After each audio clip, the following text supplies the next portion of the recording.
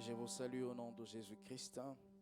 Je vous prie de vous tenir debout pour honorer la parole de Dieu.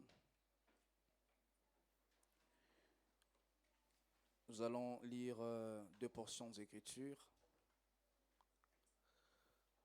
La première, nous la lirons dans Exode chapitre 13, la seconde dans Actes chapitre 6. Exode 13, 21-22, et nous lirons Actes chapitre 6, du verset 1er au verset 7. Exode chapitre 13, 21-22, je vais prêcher sans musique, vous allez me suivre après. Vous y êtes. L'Éternel allait devant eux le jour dans une colonne de nuée pour les guider dans leur chemin, et la nuit dans une colonne de feu pour les éclairer, afin qu'ils marchassent jour et nuit. La colonne de nuée ne se retirait point de devant les peuples pendant le jour, ni la colonne de feu pendant la nuit.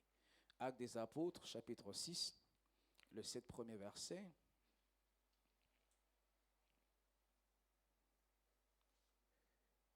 Acte 6, le 7 premier verset. La Bible dit, en ces temps-là, les nombres de disciples augmentant, les hellénistes murmurèrent contre les Hébreux, parce que leurs veuves étaient négligées dans la distribution qui se faisait chaque jour. Les 12 convoquèrent la multitude des disciples et dirent, il n'est pas convenable que nous laissions la parole de Dieu pour servir aux tables. C'est pourquoi, frères, choisissez parmi vous 7 hommes, de qui l'on rend un bon témoignage, qui soient pleins d'esprit saint et de sagesse, eux que nous chargerons de cet emploi, et nous continuerons à nous appliquer à la prière et au ministère de la parole. Cette proposition plut à toute l'assemblée.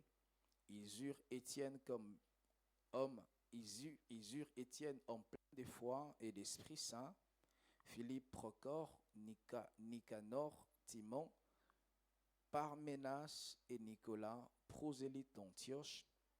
Ils le présentèrent aux apôtres qui, après avoir prié, leur imposèrent les mains, et la parole de Dieu se répandait de plus en plus.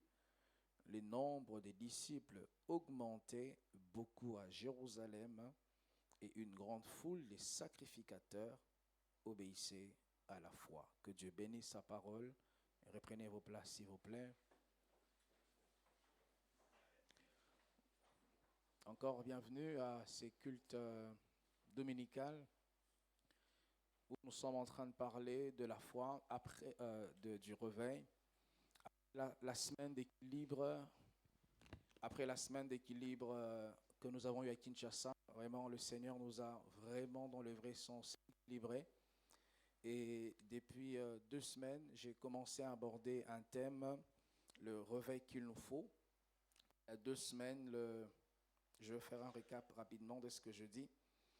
Il y a 2 semaines, le mardi il y a 2 semaines, j'ai parlé en définissant le contour de ce thème, le réveil qu'il nous faut.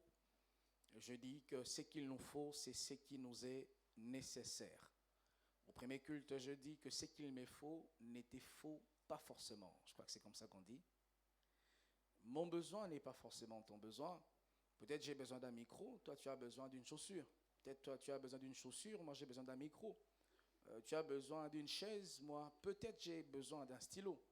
Nous n'avons pas les mêmes besoins, et parler donc du réveil qu'il nous faut, c'est ce qu'il me faut en spécificité.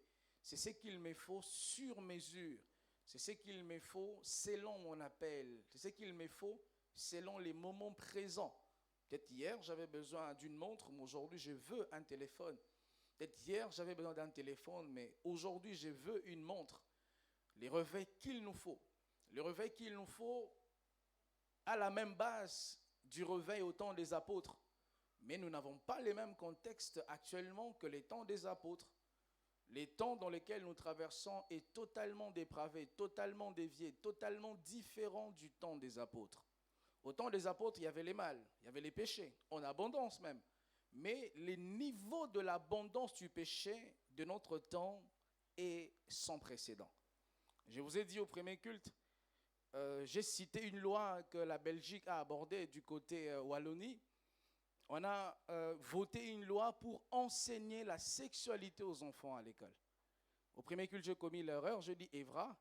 Je crois que c'est Evras. Ma femme a suivi les cultes en ligne.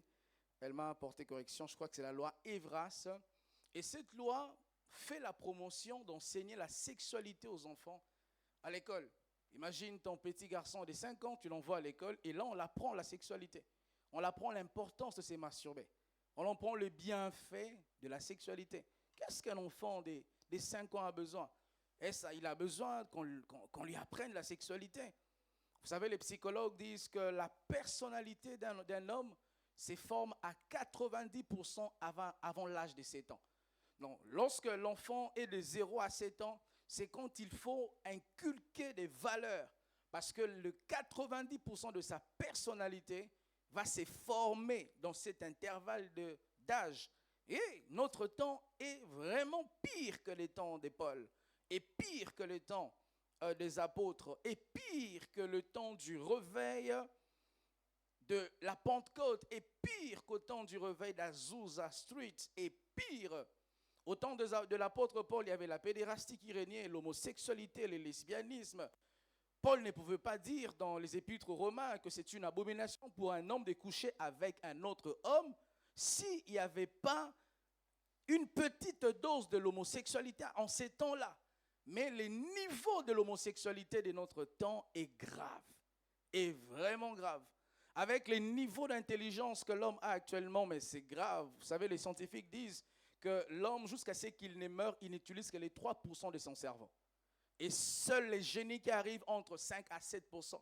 Et déjà, les 3% ou les 7% que l'homme utilise, il parvient à faire des avancées médicales en changeant un homme en une femme. Quelle perversité, quelle déviation. J'ai suivi hier sur Internet une émission, je crois, sur C8. Il y avait une femme, tu la vois, c'est une femme, mais c'est un homme. Vraiment, je vous assure, elle était même jolie. Bon, je ne sais pas dire il était ou elle était. C'était compliqué. Elle avait vraiment la morphologie d'une femme. Elle avait la voix d'une femme, les cheveux, la poitrine, vraiment tout était femme. Mais elle parle qu'elle était un homme. C'est quand elle a atteint 19 ans. Je ne sais pas dire quand il a atteint ou atteint. Vraiment, c'est compliqué. Qui s'est alors décidé de se changer en femme. Et c'est normal de voir quelqu'un comme ça dans d'autres pays d'Europe. Et tu le regardes mal, on peut même te porter plainte. Dans certains pays d'Europe, tu ne peux même pas parler contre l'homosexualité. On va te porter plainte. Et tout récemment encore, j'ai vu sur Internet un monsieur qui faisait les micro-baladeurs comme ça à Paris. Et il tend les micros à un homme, vraiment c'était un homme, un PD, un homosexuel. Et vous savez, des fois les homosexuels, ils sont plus femmes que les vraies femmes même. Ils ont plus vraiment envie de te gifler. Et malheureusement, je vous assure, cet homme, vous savez, il était de quelle nationalité? Il était congolais. Quelle honte.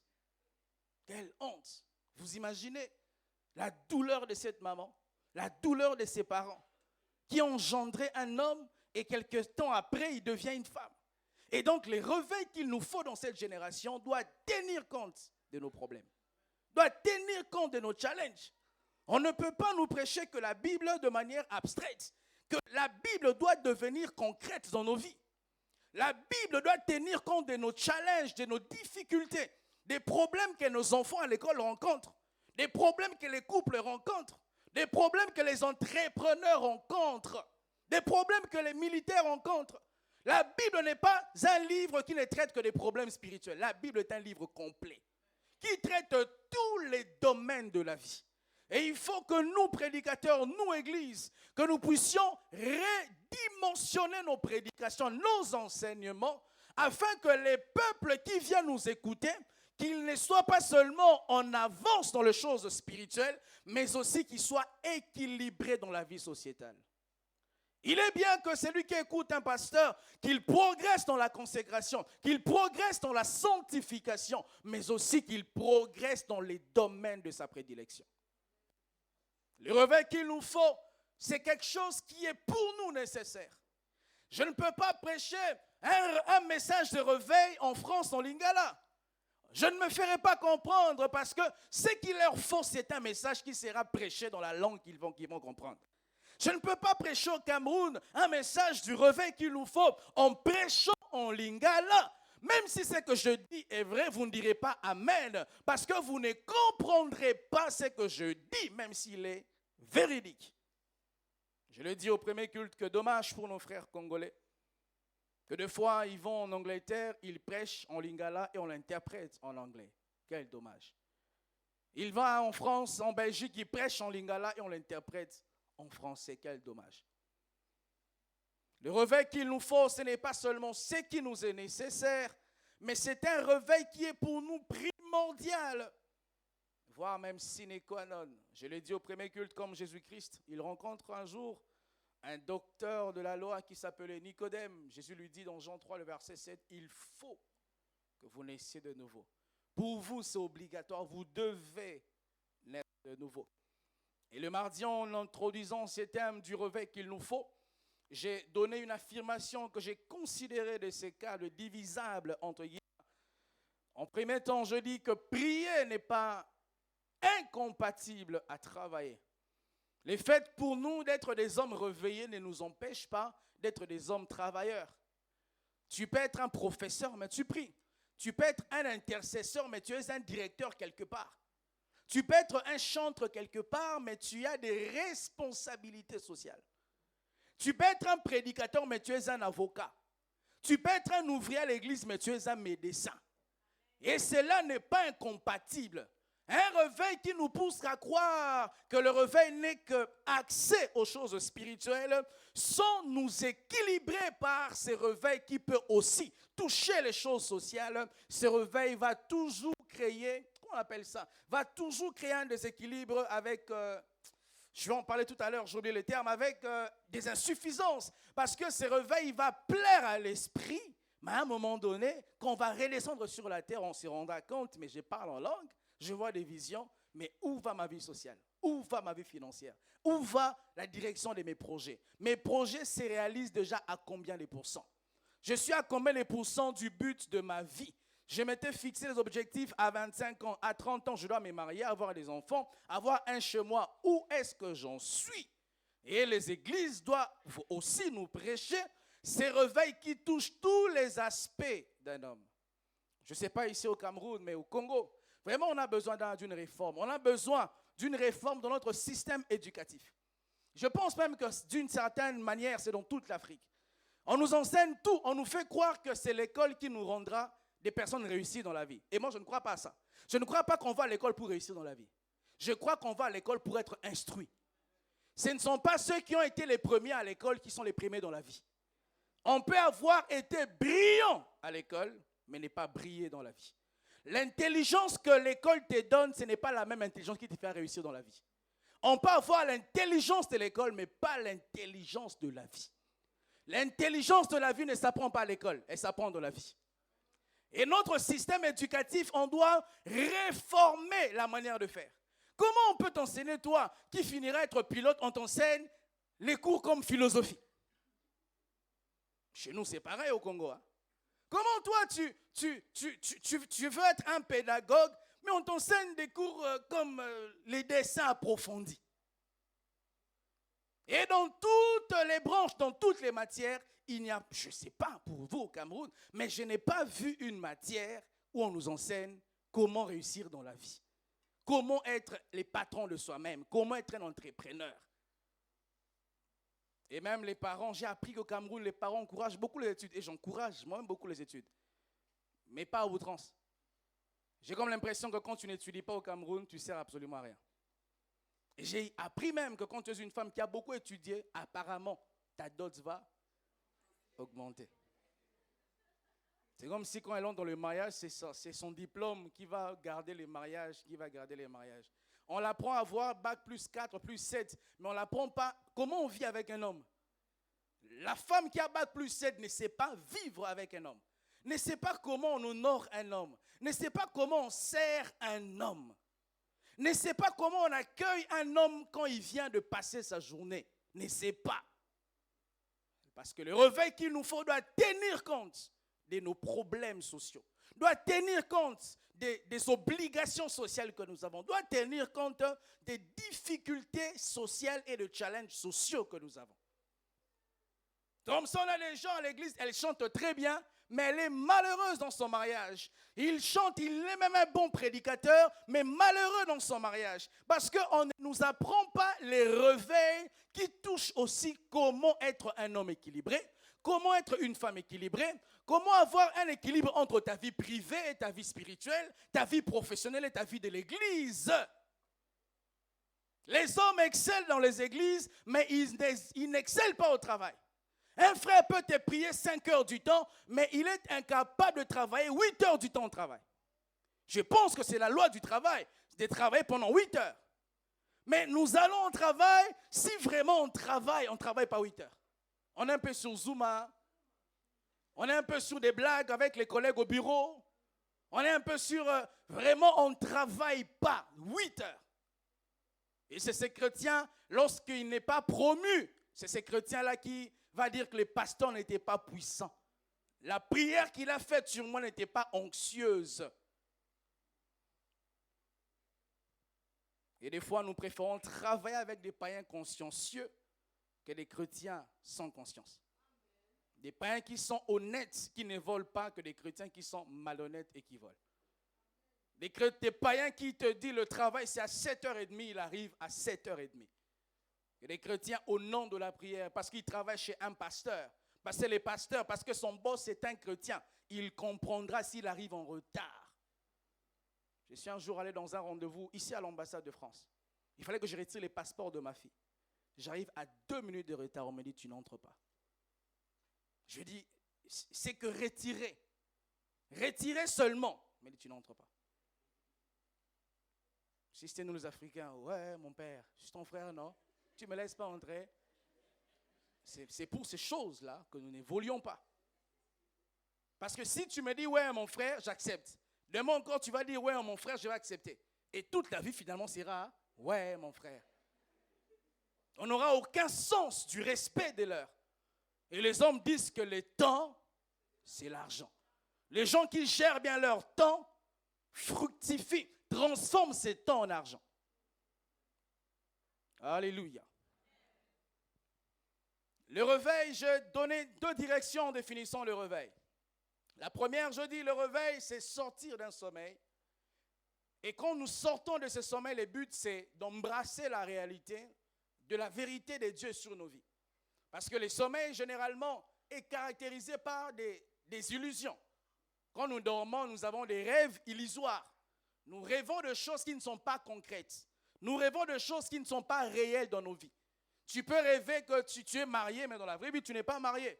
Tu peux rêver que tu vis dans un quartier, mais dans la vraie vie, tu n'es pas dans ces quartiers-là. Tu peux rêver que tu travailles dans une entreprise, mais dans la vraie vie, tu es dans une autre entreprise. Et le réveil a pour but de nous sortir de tout ce qui est illusion, afin de nous faire entrer dans la vraie réalité que Dieu a pour chacun de nous. Alléluia. Mais aussi le réveil, c'est la réconciliation d'avec Dieu. Romains chapitre 5, les 11 premiers versets.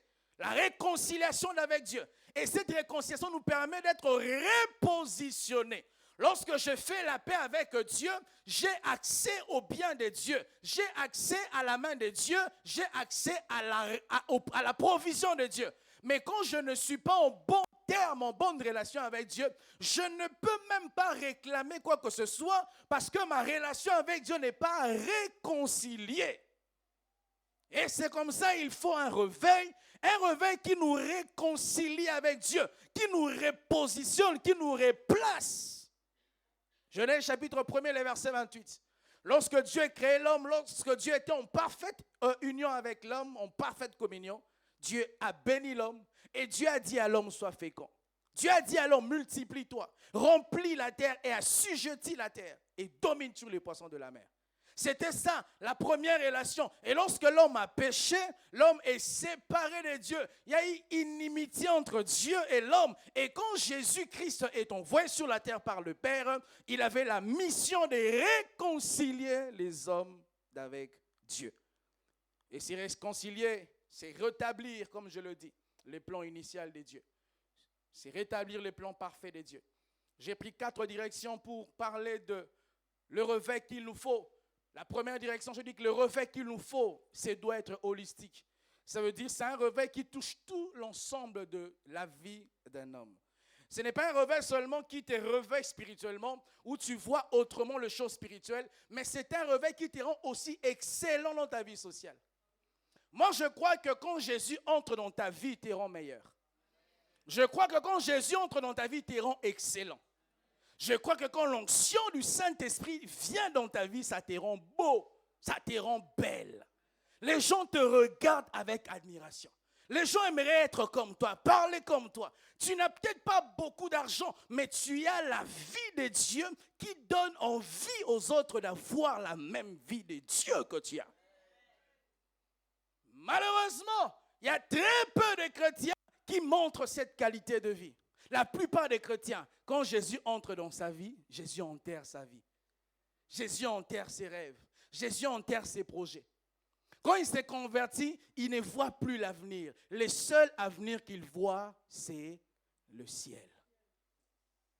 Comment vois-tu tes 5 prochaines années? Comment vois-tu tes 10 prochaines années? Dans 5 ans, comment tu seras? C'est ce que je vais parler le dimanche du projet, le 1er octobre. Ça sera un culte de projet. Comment tu te vois dans 10 ans? Ne dis pas que je me vois être marié, être riche. Tu ne deviendras pas ce que tu vois si tu ne travailles pas pour devenir ce que tu as vu.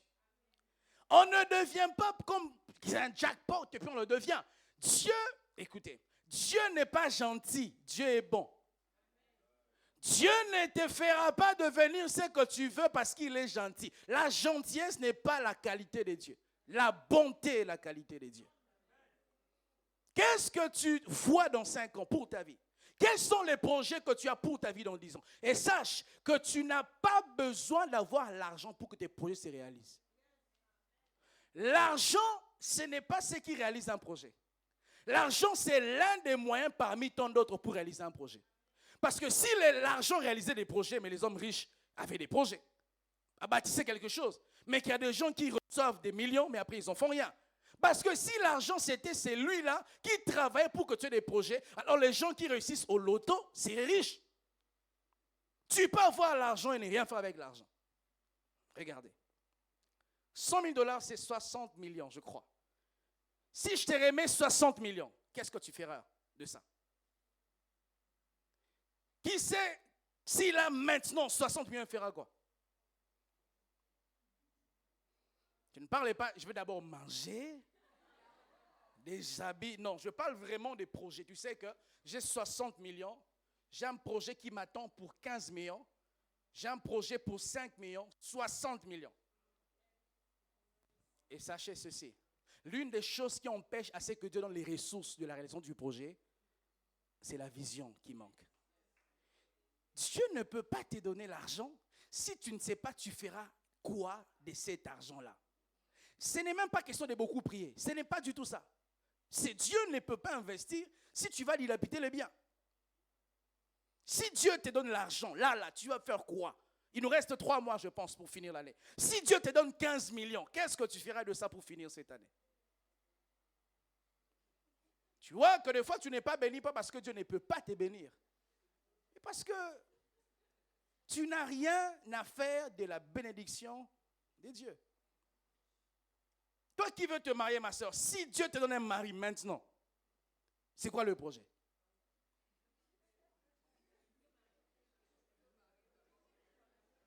Vous voyez que c'est sérieux, hein? Sincèrement, si tu as un mari maintenant, tu vas faire quoi? Donc tout ce que tu as comme projet d'être marié, c'est d'avoir une alliance. Mais c'est bidon ça. Tu vois même quand tu te rends compte finalement, est-ce que c'est un projet pour le mariage, pasteur? Mais oui, il y a un projet. Tu te maries, tu dois planifier tes naissances. Tu dois planifier tes dépenses. Tu dois planifier la gestion de ton temps. Parce que si tu n'as pas tout ça qu'on appelle projet, tu peux vivre 5 ans de mariage. C'est comme si tu vivais seul dans le célibat. Or, se marier doit être une plus-value.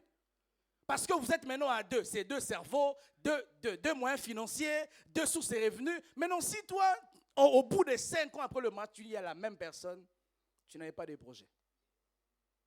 La Bible dit, si un arbre occupe inutilement la terre, et il y a beaucoup d'arbres inutiles sur la terre, tu occupes la place que je devais occuper. Il faut qu'on te coupe. Donc si toi jusqu'en 2030, tu n'as rien à faire, il faut que Dieu te prenne. Il y a des cimetières encore vides à Douala, il faut que tu meurs. Je vais aller rapidement pour dire ce que je dois dire ce matin. Jésus, quand il vient, comme je dis, il ramène un réveil holistique. Un réveil qui touche tout l'ensemble de l'être humain. Qui touche l'esprit, qui touche le corps, l'âme. Je vais en parler un tout petit peu ce matin. Et Jésus, quand il rencontre un homme comme Pierre, il donne à Pierre un travail. Jésus n'était pas le genre de pasteur, il t'amène à la conversion dans son église et puis il te dit arrête les études. Ou comment on appelle ça, boukabik. Et donc il faut casser les stylos. Quand tu t'es converti, arrête les choses d'études là, c'est pour les charnels. Les choses de trop chercher la vie, c'est pour les charnels. Jésus dans son église, c'était si tu ne travailles pas, tu n'es pas mon disciple. Et à la compassion, quand tu sers à l'église, tu es étudiant, tu échoues, je te suspends. Parce que tu n'es pas un modèle. Comment tu es, maman, si vous avez votre fille qui prie à la compassion, il est serviteur à la compassion et il échoue, venez me dire, je vais les suspendre. Prenez mon numéro, appelez-moi, dites pasteur, elle a échoué. Je vous dis, ce n'est pas un modèle. Jésus a dit, vous serrez la tête. C'est aussi à l'école que tu dois être la tête. Tu n'es pas mon assistant. Qu'est-ce qui te prend autant de temps pour ne pas réviser tes notes? Et Jésus, dans son église, c'était comme ça. Pierre, arrête la vie du monde en pêchant le poisson, mais prends un autre travail, commence à pêcher les hommes. Jésus, le Fils de Dieu, qui n'avait peut-être pas besoin de séquelles sociales, mais quand il rencontre Pierre, il lui donne un travail. Jésus, je l'ai dit au premier culte, il a même rencontré Judas. Il a fait de Judas un expert comptable. Jésus, il te prend et il te travaille. Il ne te dit pas arrête tes rêves d'être pilote. Il te dit poursuis tes rêves d'être pilote. Il te dit n'arrête pas ton rêve là d'être entrepreneur. Poursuis ton rêve d'être entrepreneur. Il dit n'arrête pas ton rêve d'avoir une imposition immobilière dans ta ville. Achète le terrain, achète les parcelles et continue dans l'immobilier. Jésus a pris Judas, il a fait de Judas un expert comptable. Mais c'est à l'église que quand nous prêchons le réveil, tous ceux qui avaient des rêves, on les enterre. Comme si quand tu entres ici, Dieu lave ton cerveau. Tu oublies que tu dois être propre, tu dois prendre soin de ta famille, de tes enfants, de ton mari, de ta femme, tu oublies tout ça. Et même je vois des fois des gens, tu prends toute l'économie, tu donnes à l'église. Ah, vraiment. Même moi les pasteurs, je ne fais pas ça. Je ne dis pas que Dieu ne demande pas ça. Dieu peut te demander ça. Mais ça ne doit pas être un Dieu qui ne sait pas que tu as des responsabilités sociales. Jésus rencontre un fou de Gadara. Il dit, toi, tu ne me suis pas. Tu vas dans ton village. Marc 5. Le réveil holistique, le réveil qu'il nous faut, c'est un réveil qui se veut être à 3 dimensions. L'apôtre Paul dit dans 1 Thessaloniciens 5, le verset 23, que le Dieu de paix vous sanctifie lui-même tout entier.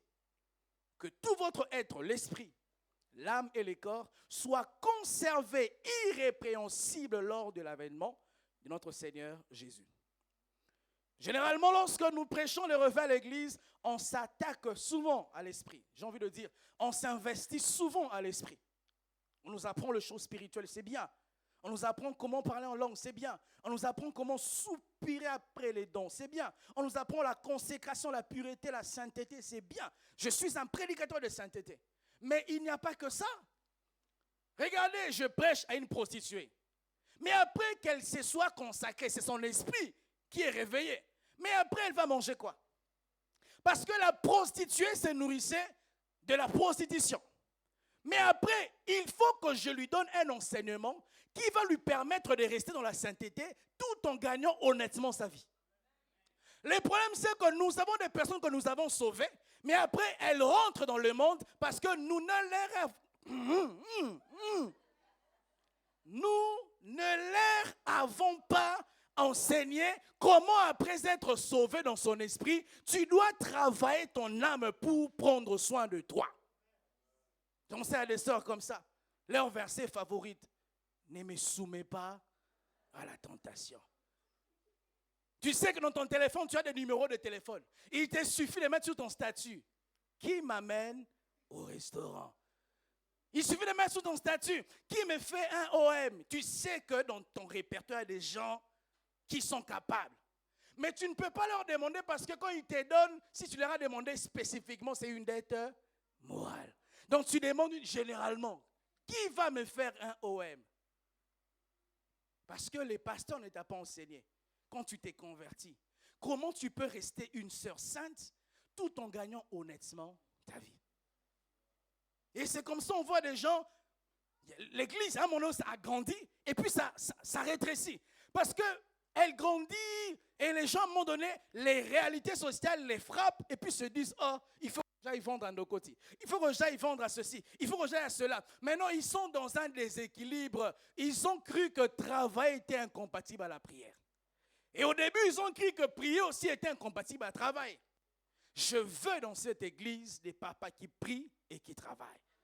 Des mamans qui prient et qui travaillent. De jeunes frères et sœurs qui prient et qui travaillent. Ma soeur, tu pries et tu brilles dans la société. Que tu viennes ici avec une Range Rover. Que tu viennes avec ta propre voiture. Je crois que la femme n'attend pas un homme pour avoir une voiture. Je crois qu'une femme peut briller sans un homme. Ce n'est pas le mariage qui te rendra riche, c'est le travail qui te rendra riche. Hier, j'ai prêché quelque part. J'ai dit, il y avait beaucoup de femmes. C'était bizarre pour moi de prêcher à autant de femmes comme ça. Il y avait quoi, à peine 5 ou 6 frères.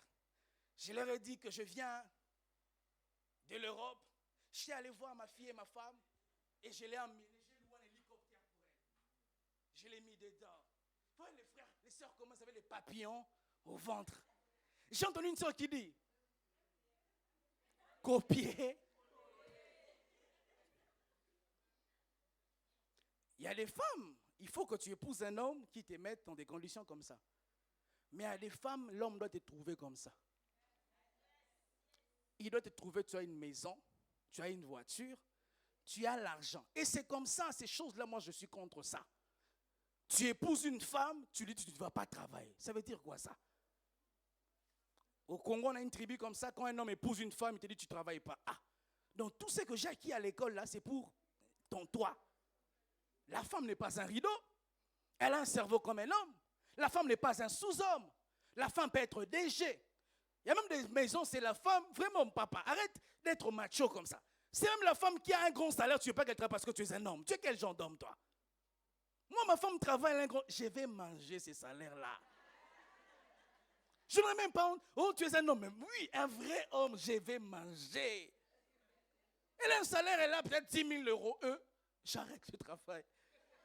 Je dis: maman, je vais gérer ton argent. Je vais t'apprendre macro-microéconomie.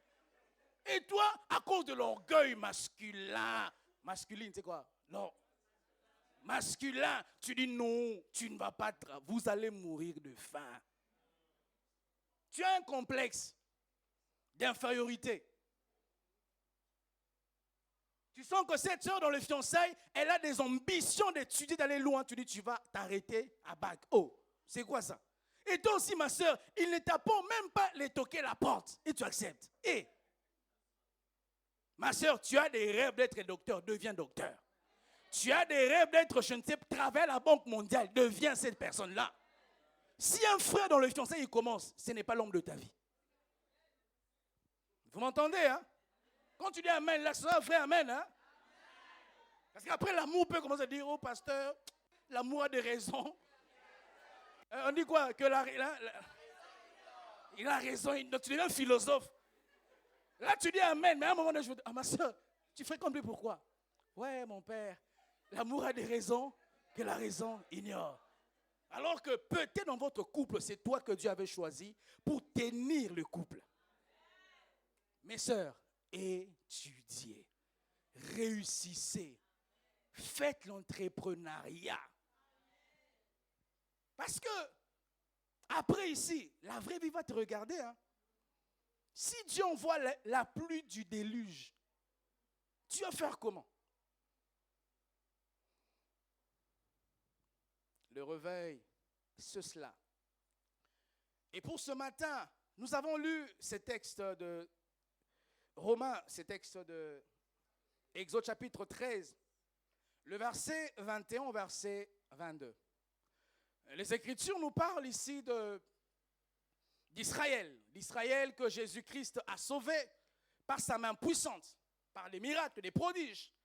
Dieu, pour Israël, a frappé l'Égypte de 10 plaies, au point de tuer même les rois, les futurs rois égyptiens qui étaient les fils de Pharaon. Dieu a fait venir des grenouilles. Dieu a fait venir le ténèbre. Il a fait venir les mouches. Dieu a frappé parce qu'il voulait que son peuple sorte de l'Égypte à bras élevés dans la puissance. C'est l'image de notre conversion. Où lorsque Dieu, par sa puissance, par l'œuvre de Golgotha, il nous a arrachés de la main de Satan. Il nous a arrachés de la main de la tradition. C'est comme ça, toi qui t'es converti, n'aie pas peur de la tradition. Même si tu es issu d'une famille où on pratique trop la magie, le fait que Jésus t'a sauvé, tu as la protection.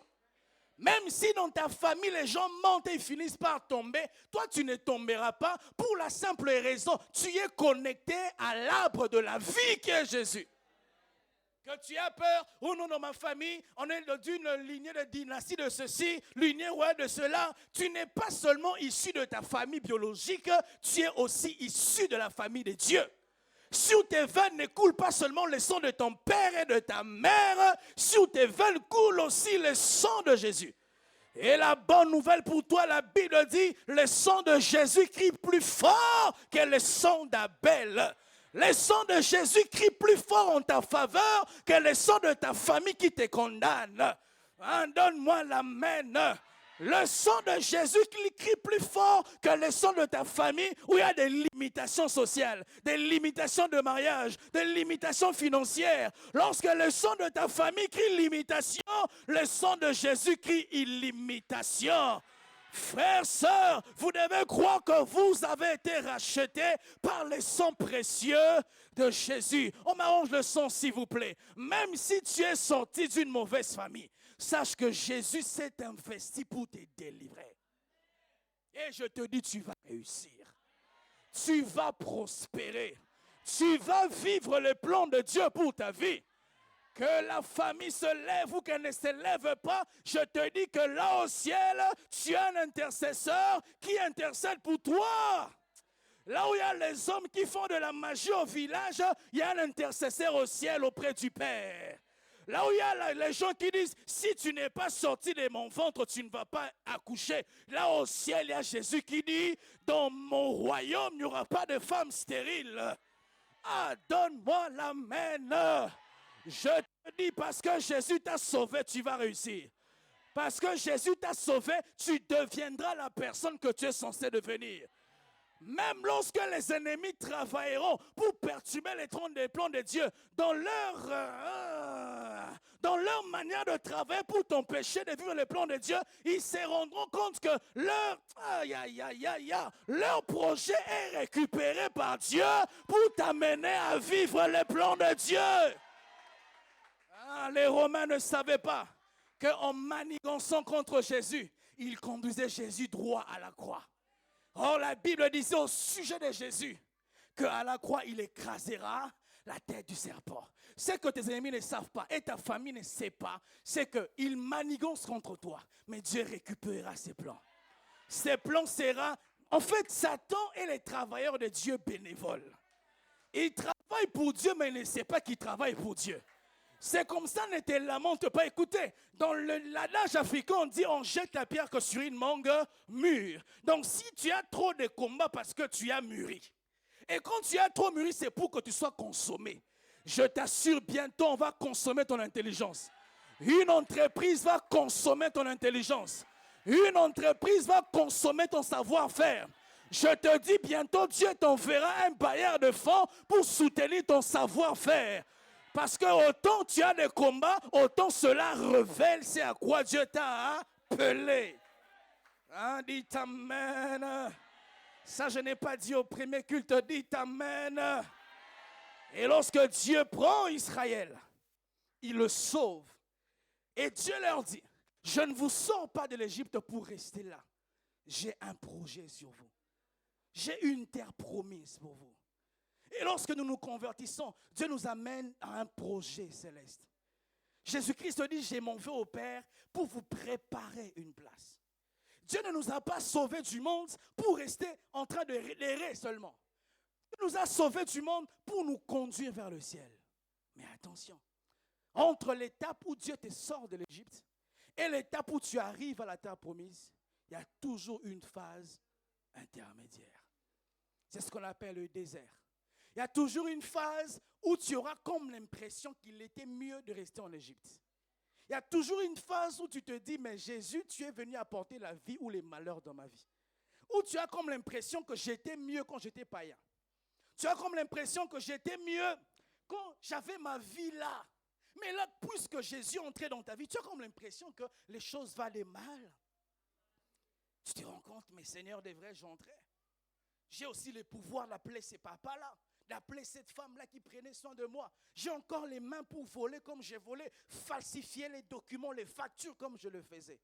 Mais au plus profond de toi, tu sens que tu n'as plus la nature à faire ce que tu faisais. Tu sens que j'ai les pouvoirs, mais je n'ai plus la volonté. Je suis encore la même sœur, la même silhouette. Je suis même encore plus belle qu'avant. Je peux encore faire séduire les hommes, tomber les gens. Mais tu sens que ce n'est plus mon partage. Si tu traverses un désert, traverse bien ton désert. Le but du désert, c'est de te rendre quelqu'un établi dans la terre promise. Il y a une différence entre entrer et être établi. Tu peux accéder, mais tu n'es pas établi.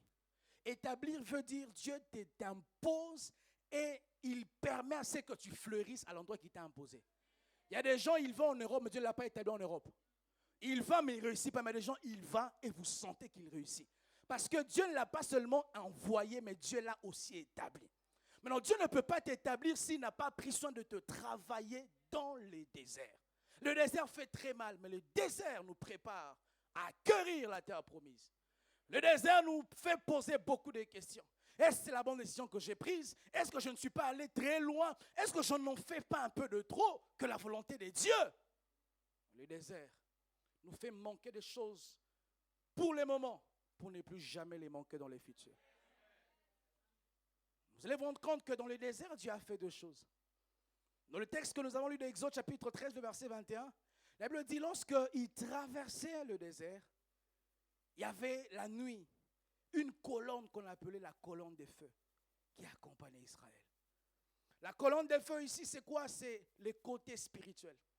C'est un réveil où Dieu t'a réveillé de l'Égypte.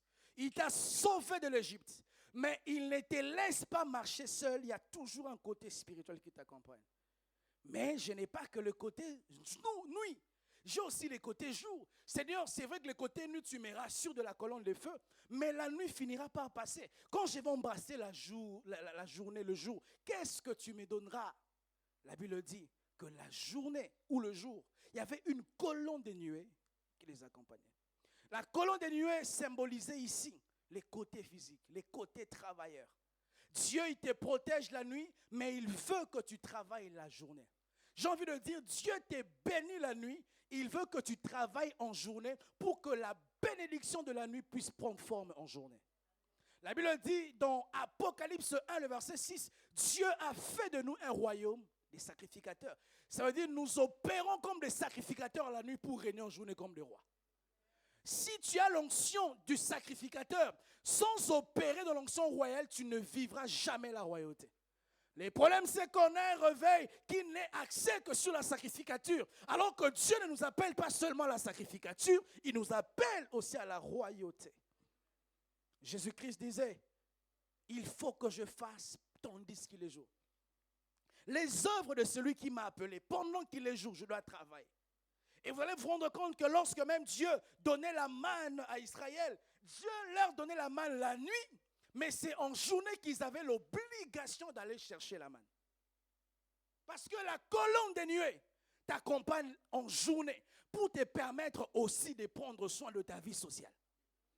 La colonne de feu t'accompagne la nuit dans tes combats, tu es vainqueur. Dans tes luttes, tu es vainqueur. Mais la journée aussi, Dieu ne veut pas que tu continues à rabachaquer la journée, alors que la nuit, tu as déjà téléchargé la capacité afin d'éclore en journée.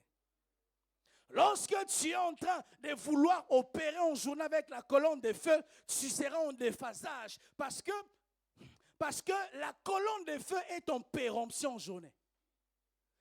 La colonne de feu est périmée en journée. Ce dont tu as besoin, c'est la colonne de nuée qui a les ressources nécessaires pour te permettre de réussir en journée. Que des chrétiens qui échouent alors qu'ils ne savent pas qu'ils sont avec un grand Dieu.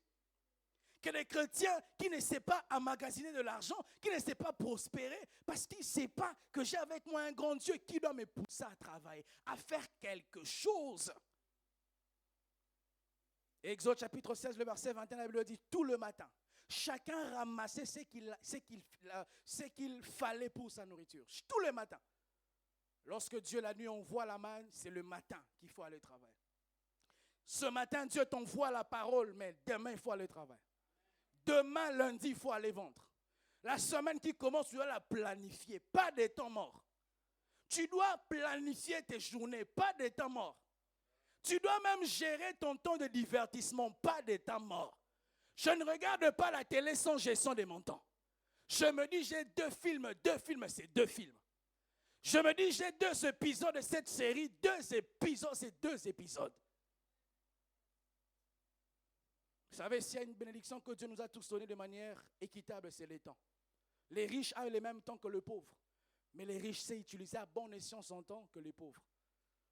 Dieu n'aime pas Bill Gates plus que nous, il n'aime pas Mark Zuckerberg plus que nous, il n'aime pas Elon Musk plus que nous. Mais ces hommes, ils savent utiliser leur temps.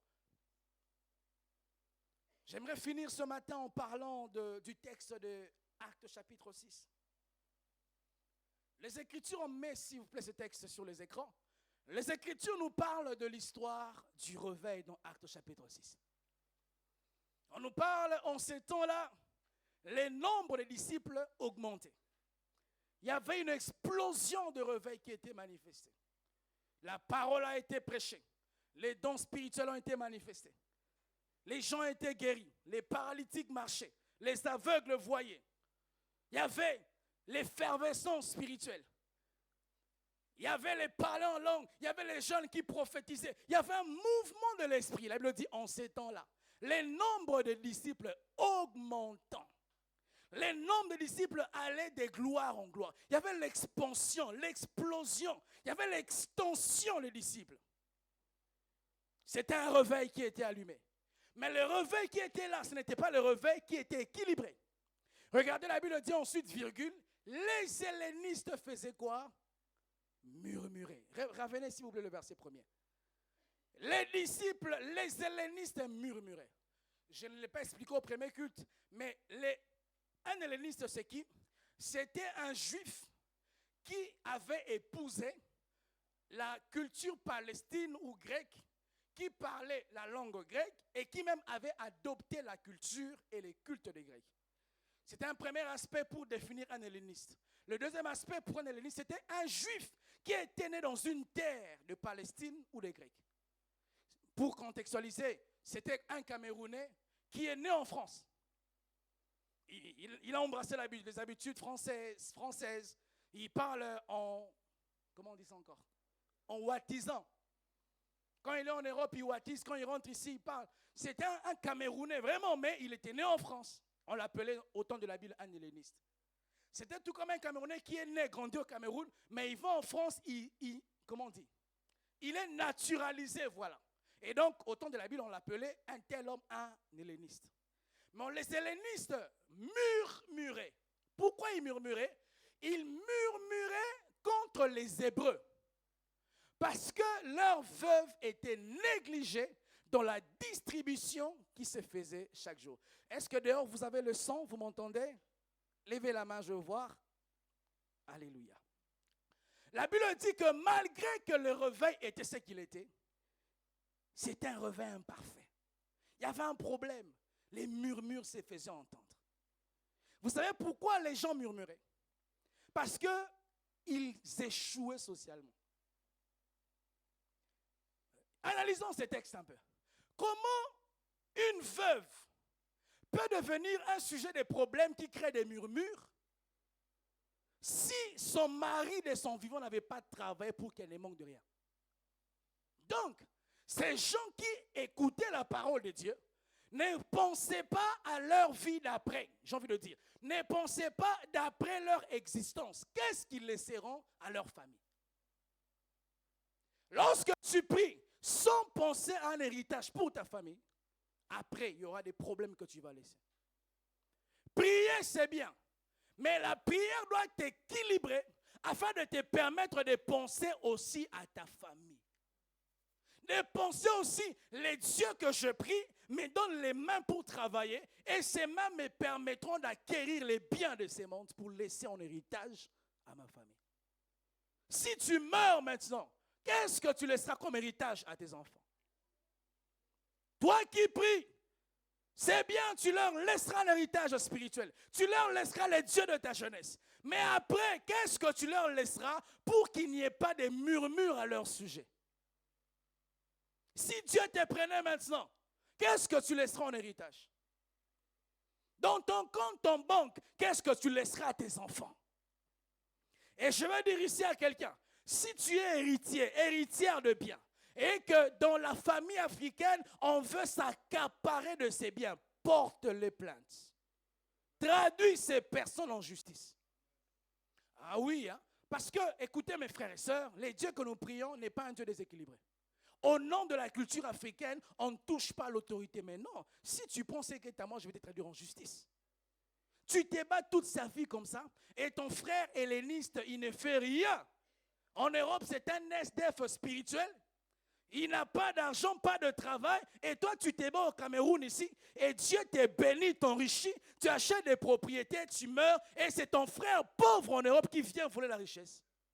Orphelin, portez plainte. Les dieux que tu pries, c'est eux aussi un Dieu de justice. Ils ne vont rien te faire. S'ils viennent spirituellement, tu les paralyses. S'ils viennent physiquement, tu les traduis en justice. Ton père a travaillé durement, a laissé l'héritage à ta mère. Et puis au nom, la soumission, la veuve, mais non. Vous m'avez épousé, vous ne m'avez pas acheté. Le mariage n'est pas une vente. Lorsque vous épousez la fille d'autrui, vous ne l'avez pas achetée. Et vous devez la respecter, même si votre frère est décédé. Et c'est au nom de la famille africaine, du respect africain, que j'ai un mot sur toi. Quel mot tu as sur moi? Après Dieu, c'est mon mari. C'est tout, c'est pas le frère de mon mari. C'est même pas mon père ou ma mère, c'est même pas mon beau-père ou ma belle-mère. Vous entendez ce que je dis? Si on ne vous prêche pas ainsi, dit la Bible, il n'y aura pas d'aurore pour les peuples. Vous trouvez ça normal, vraiment? Ton mari se bat, et puis après, on les jette dans la rue. Oh, je me bats pour ça, ma famille, et puis je meurs, ma famille. Tu viens ravir la voiture. Sur l'axe lourd, les volants deviendront ma tête. Tu feras un accident, je te dis. Je me bats comme ça pour ma femme, mes enfants, et je laisse un héritage, et tu viens à ma maison. Et tu vas entendre ma voix toute la nuit dans cette maison-là. Je vais prêcher l'évangile. Les voleurs iront en enfer. Les voleurs iront en enfer. Tu vas entendre ma voix. Écoutez mes frères et sœurs. Respectez les hommes à la limite de leur respect. Ne les déifiez pas. Ne rendez pas des hommes comme des petits dieux. Où tu vois ta tante, ton oncle, mais il n'est pas Dieu. Tu es un homme comme moi. Un jour, tu mourras comme moi. Et même si moi je suis chrétien, tu es pas, j'ai plus d'autorité que toi. Non, non, de la culture. Oh non, non, mais non, non, non, non. La culture n'est pas la Bible. La culture n'est pas la parole de Dieu. La culture ne dirige pas nos vies. Là où la culture est bien, je prends. Là où elle est mauvaise, je rejette. Et les hellénistes, ils ont commencé à murmurer. Et alors, les apôtres se sont dit, comme il y a trop de murmures dans le verset de la Bible dit, les 12 ont convoqué la multitude des disciples. Et ils ont dit, il n'est pas convenable que nous puissions laisser la parole pour nous concentrer aux tables. Il a dit alors, vous devez choisir au milieu de vous 7 frères qui seront remplis d'esprit de Dieu, remplis de sagesse, qui vont être à la charge de cet emploi. Vous savez, lorsque les réveils est prêché sans s'occuper de la vie des hommes qui ont accepté la parole, le réveil va produire des effets néfastes. Le réveil qui est une bonne chose va produire les mauvaises choses. C'est comme ça on entend dans les églises des jalousies. Comment nous expliquons que nous sommes des personnes qui prient, les personnes qui détiennent la vérité, mais c'est à l'église qu'on entend les critiques, les congosa. Comment on comprend ça? C'est à l'église qu'on entend qu'un pasteur est mort parce qu'à l'église, on l'a empoisonné. Je comprends ça dans le monde, mais pas à l'église. Mais si ces mauvaises habitudes viennent à l'église, c'est simplement parce que les gens qui viennent à l'église, ils échouent dans la vie sociale. Ils orientent tout leur succès à l'église. Ils pensent que c'est à l'église qu'ils auront la chair pour prêcher, qu'ils deviendront des grandes personnes. Ici, je te donne les clés pour réussir, mais tu ne réussiras pas à l'église. Tu es censé réussir en dehors de l'église. Est-ce que vraiment, je l'ai dit au premier culte, Dieu nous fait grâce, on gagne le gouverneur d'une région Cameroun ici, il devient le fils de la compassion. Est-ce que ce gouverneur-là va être dans la jalousie parce que les pasteurs ne me pourront pas prêcher? On gagne par la grâce d'un DG d'une grande entreprise. Le DG de Kamwate ou de Camerco, on le gagne à Christ, il prie à la compassion. Est-ce que si je ne le mets pas à l'intercession, est-ce qu'il va murmurer? Tu sais, tu murmures parce que tu échoues dans la vie. Ah oui. Tu murmures contre ces frères que les pasteurs propulsent. Cette sœur qui prêche maintenant à la compassion. Parce que tu échoues. Si tu réussis dans la vie, tu as même prié qu'on ne te mette pas. Oui, c'est la vérité. Comment on peut se battre pour des postes à l'église? Non, on n'est pas venu à l'église pour un poste. Comment tout ce que tu fais, c'est pour que les pasteurs te remarquent? Oh, mais non, c'est une banalité, c'est une bassesse. Avec tout ce que tu as comme intelligence, tout ton combat, c'est de créer un chemin pour devenir assistant du pasteur. Ah, donc toute l'intelligence que tu as, c'est pour être mon assistant. Ah, vraiment, frère. C'est parce que tu échoues dans la société que tu deviens jaloux à l'église. Parce que je n'ai pas vous savez, un homme qui est trop chargé n'a pas le temps pour les futilités. Le problème, c'est que tu penses que toute ta vie se résume à l'église. Lundi, prière, dimanche, prière, mardi, prière, nuit de prière, retraite, veillée. Frère, c'est bien ces choses. Mais après ça, tu as des factures à payer. Après ça, tu as un bailleur. Après ça, il y a la pension des élèves à l'école. Mais oui. Après ça, il y a des vêtements qui sont usés que tu dois changer. Et ces vêtements ne tomberont pas du ciel. Tu dois mettre la main dans la poche. Et c'est celui qui a un réveil des équipes, c'est celui qui aime faire trop d'enfants comme une pondeuse. Les enfants se prennent en charge, chers messieurs. Avoir beaucoup d'enfants, c'est beaucoup de responsabilités. Et on a une mauvaise mentalité. On met les enfants au monde pour 2 raisons. Parce que dans ma famille, on était seulement à 2. Et je dois vivre les rêves de ma mère. Quelle idiotie. Et la deuxième raison, je dois avoir beaucoup d'enfants parce que je ne sais pas lequel va mourir plus tôt. Ah. Donc tu accouches avec l'idée qu'un enfant va mourir à 2 ans. Et certains disent, je dois avoir beaucoup d'enfants, je ne sais pas lequel, l'appel présidentiel va tomber sur lui. Ah. Ceux qui n'ont pas encore d'enfant, voilà mon conseil. Ayez un enfant. Moyennement, 2 enfants. Si tu dois avoir beaucoup, 3 enfants.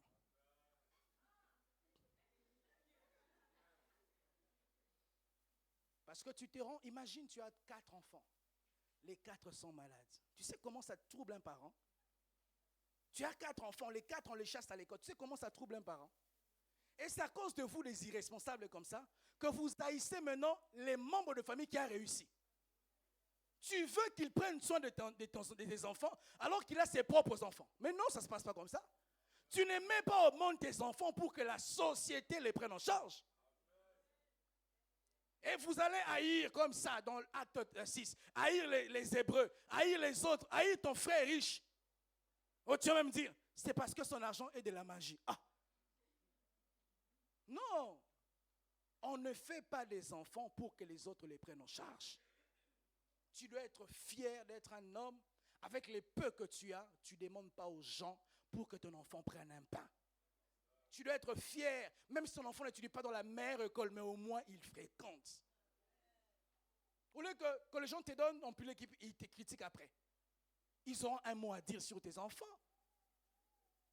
Et même certains voulaient vous marier comptant sur l'aide des autres. Mais non.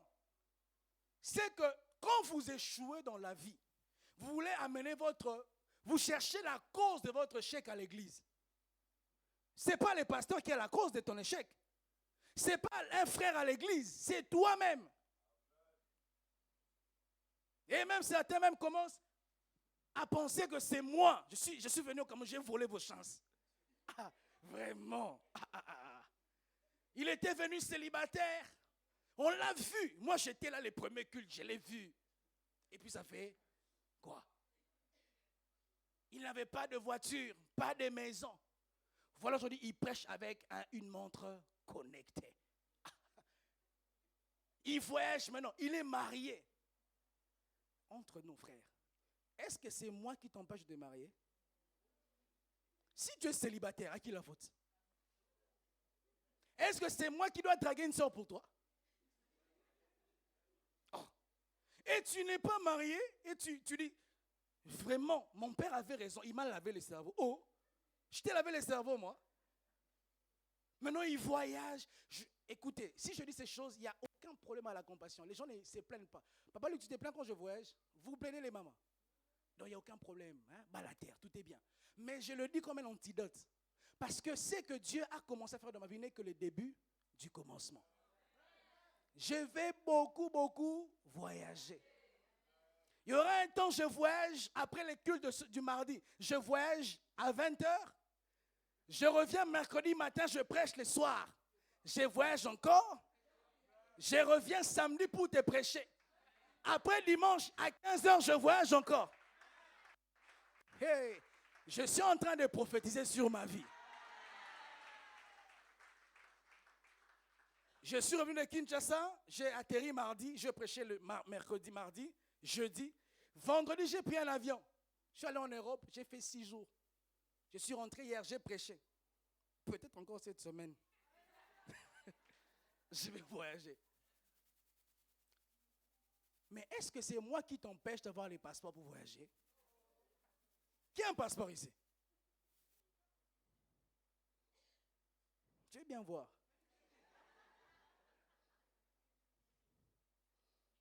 Je regardais hier mon passeport, je dis à ma femme, il ne reste que 3 feuilles sur mon passeport. Trop de voyages. Maintenant, si Dieu un jour me dit, je vais aller à Paris, il faut que j'amène un de mes fils pour voir comment les choses se font, pour qu'il ramène ça à l'église. Maintenant, toi, tu n'as pas de passeport. Maintenant, quand je prends un frère, tu vas les jalouser. Est-ce que c'est lui le problème, c'est toi le problème? J'ai appris qu'à l'immigration, les passeports, c'est maintenant à 110 000 francs. Et ça sort en moins d'une semaine. Frère, 48 heures même. Donc, si tu n'as pas de passeport, est-ce que c'est la faute du pasteur? Parce que ne pas avoir les passeports, même si tu as les billets, tu ne vas pas voyager.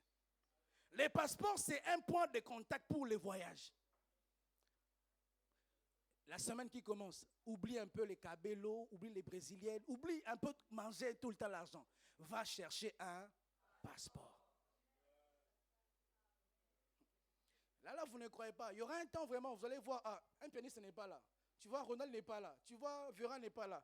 Tu vois, Papa Luc n'est pas là. Maman Johanna, ils sont où? Dans les airs avec les pasteurs. On va prêcher en Allemagne, on va prêcher en Espagne, on va prêcher. Je vous dis la vérité. On était à Kinshasa avec Papa Luc, non? On était à Kinshasa avec Papa Luc. C'était tellement bien. Papa Luc a eu même les privilèges d'avoir les pasteurs Marcelo face à face. Ils ont parlé pendant 15 minutes, seul à seul. On était dans une salle, on avait avec nous les autorités, comme un grand, vraiment un grand. Mais toi, je veux aussi t'amener là-bas. Mais quels étaient les sorciers de ta vie? Toi-même. Les hellénistes ont commencé à murmurer. Pourquoi seulement eux, pas nous? Pourquoi seulement maman Johanna, pas moi? Pourquoi seulement Ronald? Pourquoi seulement papa, ceci, maman, cela? Pourquoi seulement? Mais la question c'est, pourquoi seulement toi? Pourquoi pas les autres? Lorsque l'Église ne nous prêche pas un message équilibré, ça va créer des jalousies dans nos cœurs. Ça va créer des empoisonnements. Quelqu'un qui réussit n'a pas le temps à jalouser un frère qui a construit notre maison. Parce qu'on fait le ping-pong des constructions des maisons. Ah, j'ai acheté un bolo, j'ai acheté un aidé, j'ai acheté un. Personne ne jalouse l'autre. La jalousie vient quand nous pensons, nous tous, on va finir sous cette chair. Il y a des gens, vous n'allez jamais monter ici. Même si tu as l'éloquence, tu ne vas jamais prêcher ici. Il y a des gens, jamais tu seras proche de moi. Jamais. Il y a des gens, même pour que tu te rapproches de moi, il faut que tu aies de l'argent. Tu sais comment? Pas parce que tu dois me compromettre, mais parce qu'un jour, j'aurai besoin de quelqu'un pour payer un billet de quelqu'un. C'est quand tu diras, ah, moi, pasteur, comment tu t'appelles, frère? Viens, dis ça à mes côtés. Bon, là, tu ne crois pas encore en moi. Mais je peux te dire que vos familles sont vos prophètes. Hein? Dans les réunions de famille, tu sais qui on en voit beaucoup, non? C'est les riches de la famille. C'est les plus jeunes de la famille. C'est les plus. Vous, si vous négligez la richesse, vous aurez un grand Dieu, mais sans aucun respect des hommes. Vous aurez des envies qui seront irréalisables. Ça ne me fera pas plaisir quand même de voyager en business class. Moi, je suis fatigué. J'ai fait un vol de 12 heures, imaginez. Alors que je pouvais prendre SN Bruxelles, j'ai fait 6 heures. Mais parce que je n'ai pas d'argent. Et Ethiopian m'a ramené. Il te fait quitter Bruxelles, tu arrives à Addis Abeba, tu vas jusqu'à Malabo. Moi, Malabo. J'arrive ici cassé, fatigué. Ce ne sont pas les démons à chasser. Je dois chercher l'argent. Je dois vraiment, je vais en business class et puis je suis calme. J'ai trop d'hypocrites à l'église. Hein? Donc toi, ça te dit rien l'argent. Non, pasteur. Nous, c'est le ciel. Tu vas manger le ciel. Si la pluie commence là, tu vas rentrer avec le ciel. Hein? Tu vas contacter un yango céleste. Jésus a dit, cherchez premièrement le royaume. Quand il y a premièrement, il y a deuxièmement. Alors comment toi tu as déjà le ciel, mais tu refuses de réussir sur la terre? Je veux dans cette église des hommes qui prient et qui réussissent. Je veux, vous savez frères, sœurs, si tu cherches un emploi et il n'y en a pas, c'est un signe que tu dois créer un emploi toi-même. Tu as des mains. Les Camerounais, vous êtes très créatifs. Il y a des gens qui font des sacs avec leurs mains, des babouches avec leurs mains, des perles avec leurs mains, des éventails. Mais soyez créatifs. Apprenez à faire les make-up. Les make-up donnent beaucoup d'argent, n'est-ce pas? Oh, ça donne beaucoup d'argent. Je suis allé quelque part à Paris, les ongles 60 €. Ah, j'ai pensé à maman Mélanie. Mais je vous dis la vérité. J'ai même pensé à Mélanie. Je dis, si cette fille en Europe, mais c'est fait de l'argent. Je me fais coiffer dans une ville. On me dit, la tête, 20 €, sans compter la barbe. Ah! Je dis, afin Groutan Bangé, 500. On me rase tout ça.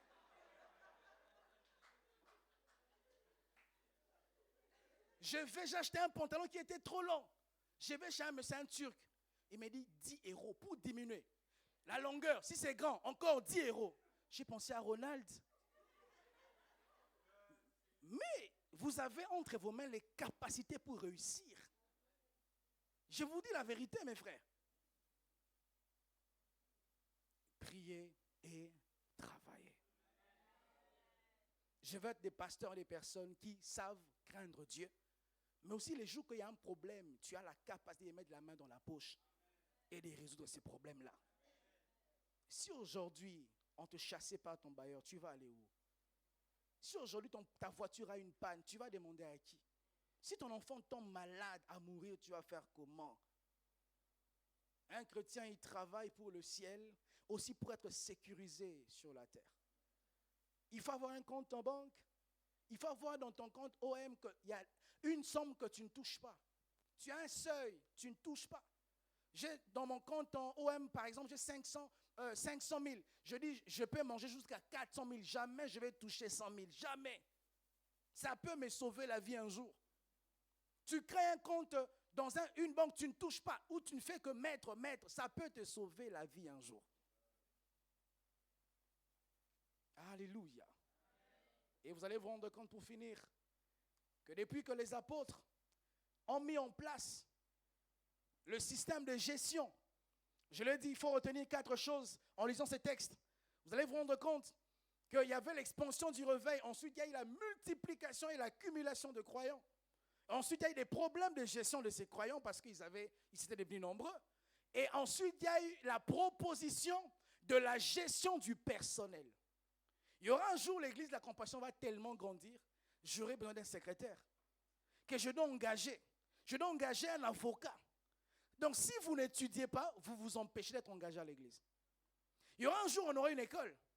Avant d'aller chercher un professeur ailleurs, je dois chercher à la maison. Qui est capable d'enseigner les dessins aux enfants, la gymnastique aux enfants, la mathématique aux enfants? Donc, lorsque vous ne développez pas vos capacités intellectuelles, vous êtes en train de détruire votre futur. Et lorsqu'on a proposé la gestion du personnel, il y avait des critères d'éligibilité pour le personnel devant gérer les croyants. Les premiers critères, il devait être un frère. C'est ce que les musulmans font. Un musulman ne peut pas acheter chez toi si l'article n'est pas absent chez son voisin. Je crois même au Congo, je ne sais pas si c'est pareil. Ceux qui prient chez Branham, c'est entre eux d'abord. J'ai même appris que chez les musulmans, chez les juifs, l'argent ne peut pas sortir de chez les juifs si ça n'a pas tourné entre les mains de 10 ou 12 personnes.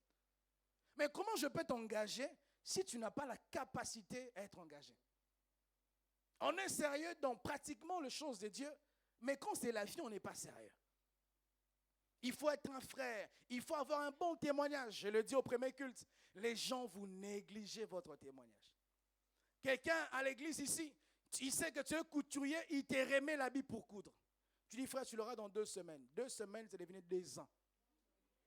Tu es en train de salir ta réputation. Et sache que le témoignage ne s'achète pas. J'ai fait une formation des commerciales au Congo à l'époque. On nous a appris qu'un client satisfait deviendra un panneau publicitaire pour toi. Il parlera du bien de toi sans que tu l'aies engagé. Mais un client qui n'est pas satisfait, il salira ta réputation. Il va même dire des choses que tu n'as jamais faites. Et vous, Dieu veut vous bénir en passant par des hommes, mais vous négligez votre témoignage. Dieu ne te visitera qu'en passant par un humain.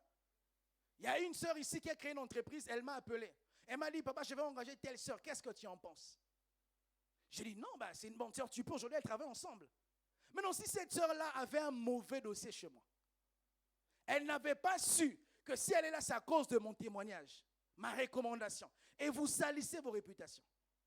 Et même certaines personnes, vous créez des entreprises et vous engagez des gens que moi je forme, que je prêche, que je connais leur vie. Ils viennent dans mon bureau. Toi, tu prends soin d'engager quelqu'un qui est venu me dire, pasteur, je ne supporte de ne pas voir l'argent. Et toi, c'est ces frères que tu engages dans ton entreprise. Tu aurais dû me dire, pasteur, j'ai l'entreprise, j'aimerais engager ses frères. Je n'allais pas te dire toute la vérité. Au c'est un voleur, je n'allais pas te dire ça. Je dis, mais non, je pense que je dois d'abord être à l'intercession. Je t'ai sauvé la vie. Mais toi, tu vas faire les choses derrière mon dos. Tu vas les regretter. Même des gens, vous allez vous aimer comme ça. Tu vois un frère à l'église comme ça qui vient maintenant, tu penses qu'il vient parce qu'il aime Dieu. Il vient parce qu'il voit une sœur. Et tu vas aimer la sœur. Et vous allez vous marier. Toi qui voulais avoir 12 tribus de Judas. Moi, quand je fais la cure d'âme, j'ai su qu'elle avait avorté et puis on avait enlevé la matrice. Tu vas rester là longtemps. Un bon témoignage. Mais aussi, il fallait être rempli de l'esprit, être sage. Et vous allez vous rendre compte qu'après que cette proposition a été adoptée et trouvée, on n'a plus jamais parlé de problème des hellénistes à l'église. Malgré qu'il y avait la croissance, il n'y avait plus les problèmes des murmures des hellénistes. Pourquoi? Parce que le réveil avait été équilibré. Pour finir, je le dis dans ce second culte également, Actes chapitre 15, les Écritures nous parlent d'un autre réveil. Mais ce réveil avait été stoppé à un moment donné parce qu'il y avait une défaillance dans le système du fonctionnement de l'Église. J'ai envie de le dire autrement. Les gens qui constituaient l'Église, dans leur système, il y avait une défaillance de la culture de l'autorité et de la soumission. Les gens étaient indépendants, autonomes à l'Église. Et ça fait que l'homme qui porte les réveils, son réveil dont il est porteur, ça ne va pas plus loin parce qu'il est insoumis et il est rebelle à l'autorité. Les Écritures nous parlent, vous aurez sûrement entendu ces mots, concile de Jérusalem de Nicée. Le concile est défini comme une assemblée des saints, une assemblée des hommes de Dieu, pour délibérer quelque chose en vue de l'avancement de l'Église. Et vous voyez même dans le sens profond de l'Église, il n'y a pas d'autonomie, il n'y a pas de Lucky Luke spirituel, il n'y a pas de quelqu'un qui fait des choses comme je veux, personne ne me dit ce que je dois faire. Et nous venons à l'Église avec cette même mentalité-là. Quelqu'un qui prie à l'Église, mais vous sentez qu'il ne se matche pas avec les leaderships de l'Église. Il est ouvrier à l'Église, il a sa vie qui n'a rien à voir avec l'Église. Lorsqu'on est dans un leadership, dans une Église, tu es porteur d'un réveil.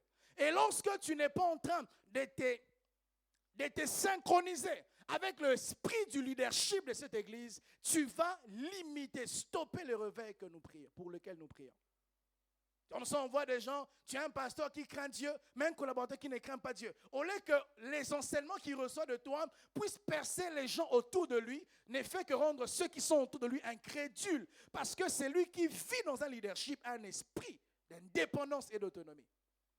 Il est en train de stopper le réveil parce qu'il a une défaillance dans son système de la culture, de l'autorité et de la soumission. Comment tu vas te considérer? Tu es responsable dans une maison. Tu n'es même pas père, mais tu loges des gens dans ta maison. Mais tu apprends qu'il est sorti là de coucher 2 jours sans t'avertir. Comment tu vas te sentir? Il y a l'église, il y a des hommes comme ça. Ouvrier, tu es mon collaborateur. Mais tu voyages, tu m'informes moi, mais tu ne me demandes pas la permission. Est-ce que tu feras ça dans ton entreprise de ce monde? Ou tu ne viens pas au travail pendant 14 jours et puis voilà, ça ne te dit rien. Mais c'est à l'église que nous faisons. Nous manquons la culture d'autorité et de la soumission. Un ouvrier qui se décide parce qu'il a entendu Dieu, il s'en va faire une retraite de 30 jours. Ah, frère, Dieu ne sait pas que l'église dans laquelle tu pries, elle est jeune, que ta seule présence est importante pour sa croissance. Dieu ne sait pas ça.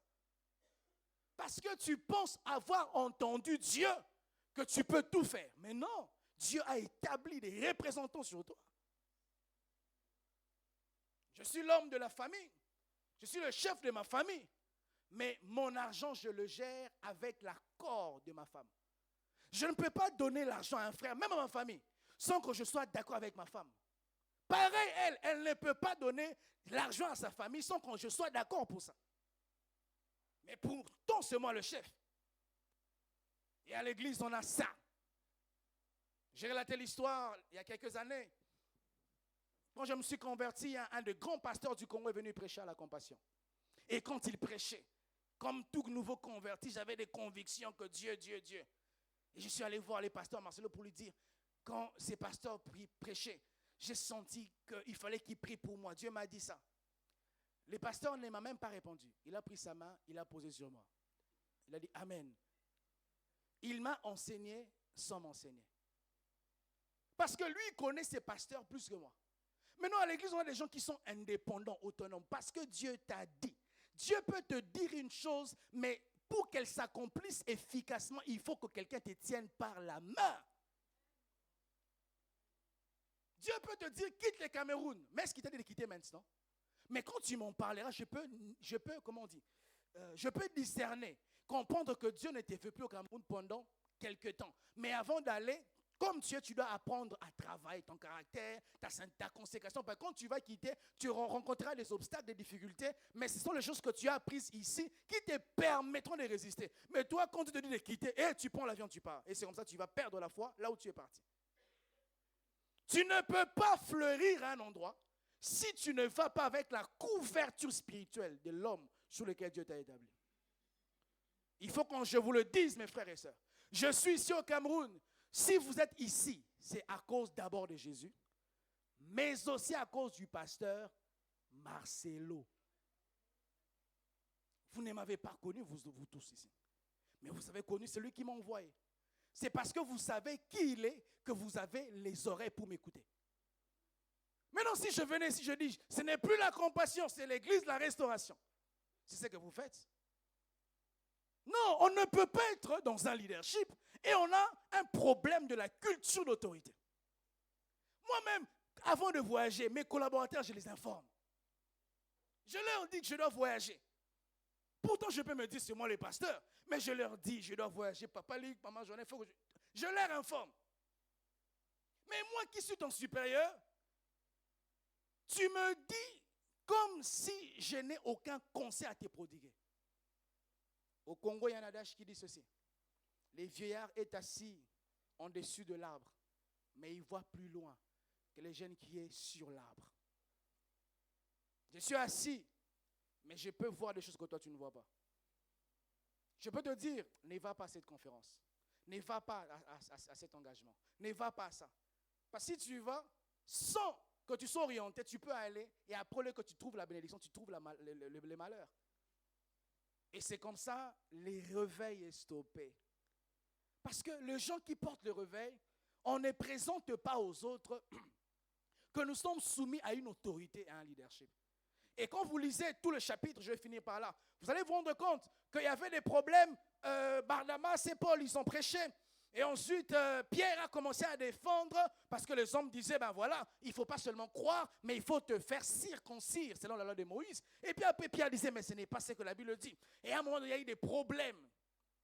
Jacques, le frère de Jésus-Christ, s'est levé. Il a dit, je suis d'avis qu'on fasse ça et ça. Parce que c'était un leadership, un homme a imposé son droit de veto.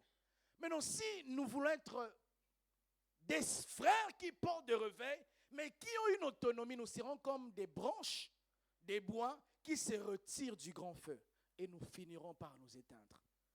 Ne commettez pas l'erreur que je vois des gens qui commettent, tu es ouvrier, parce que ça devient chaud, tu dis, pasteur, je vais quitter le département. Ça ne sera toujours pas facile. Servir Dieu sera toujours pas facile. Et si tu penses que je dois rester là parce que ça doit marcher, il y aura des temps où ça ne marchera pas. Il y aura des temps où j'ai prêché ce que je vous prêche ici, là. À côté, il n'y avait pas toutes ces personnes. Il n'y avait que 19 personnes, 20, 50 personnes. Mais j'ai prêché les mêmes messages. Et toi, maintenant, parce qu'il y a des choses que tu ne comprends pas, on t'écrit dans les départements, tu as un esprit d'indépendance et tu te décides, pasteur, je vais quitter les départements. Tu ne m'informes même pas. Tu prends la décision et tu me notifies.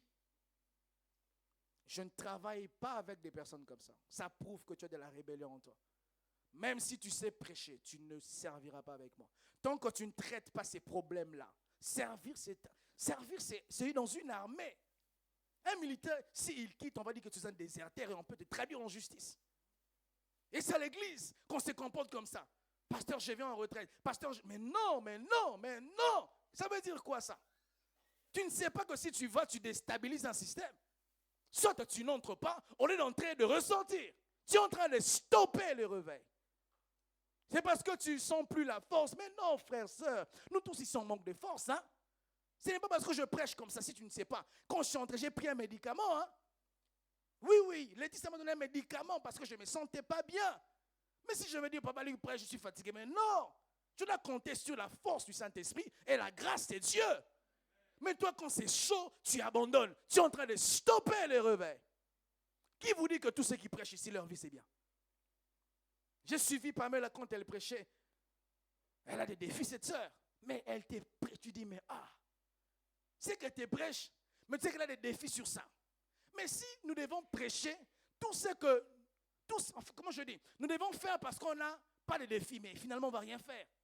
Je ne dois pas prêcher contre la guérison, sur la guérison parce que je suis malade. Même quand je suis malade, je dois prêcher sur la guérison. Je ne dois pas cesser de prêcher la guérison parce que je suis malade. Il y a des ouvriers comme ça. C'est comme ça, le réveil n'est pas montant. Ça monte et puis ça descend. Parce qu'on a des scouts au lieu d'avoir les militaires de Christ. Ils servent Dieu, il y a les départements qui gonflent. Après, ils résistent. Après, ils désistent, ils partent. L'église monte, ça descend, ça danse.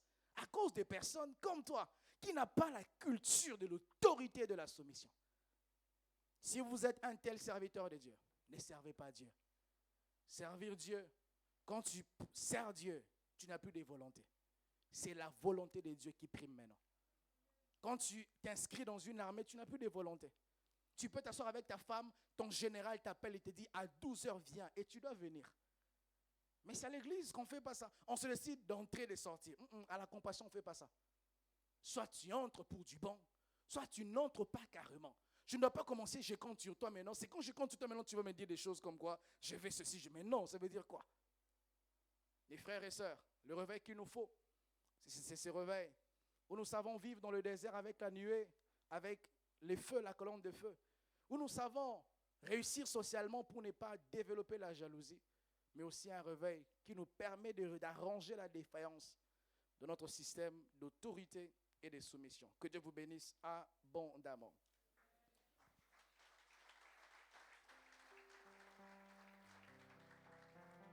Tu vas élever ta voix, demander à ce que Dieu t'aide à être un homme qui prie et qui travaille. Que Dieu t'aide à trouver un équilibre entre ta vie spirituelle et ta vie sociale. Même qu'il te révèle les capacités qu'il a mis en toi, les capacités naturelles. Tu sais vendre, tu sais parler, tu sais convaincre. Que Dieu t'aide à travailler dans la nuit comme un sacrificateur afin de régner en journée comme un roi. Que Dieu t'aide à être un homme qualifié comme Étienne, afin que lorsque la proposition de la gestion viendra, que la grâce te localise. Et enfin que Dieu t'aide à arranger ces défaillances dans ton système de soumission et d'autorité. Élève ta voix, prie le Seigneur.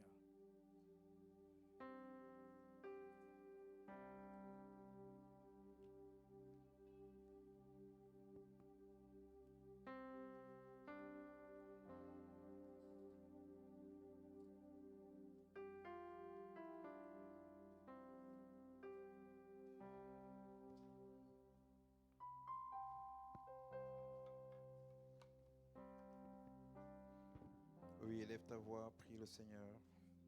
Rends grâce à Dieu pour ce message. Et recommande-toi au Seigneur. Afin que ce message reste gravé dans ton cœur. Afin que l'ennemi ne vienne pas voler ce que Dieu vient de verser dans ton cœur.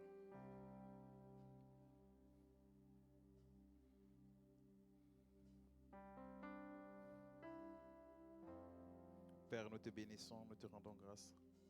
Et nous te disons merci de nous exposer à de tels messages.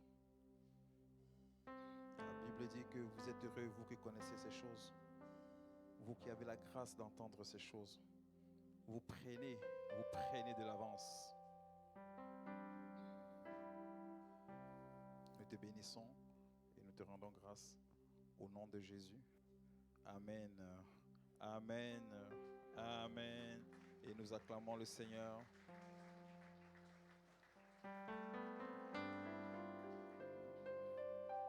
Merci Seigneur. Nous allons passer à notre service d'offrande. Nous acclamons le Seigneur. Nous aurons 2 services comme d'habitude. Dans le premier service, tu apporteras ton offrande ordinaire et tu apporteras également ton offrande pour le déménagement. Comme vous le savez, nous sommes déjà à l'étroit et nous devons partir le plus rapidement possible. Et nous devons constitue un trésor de guerre pour être prêt à partir le moment venu. Alors,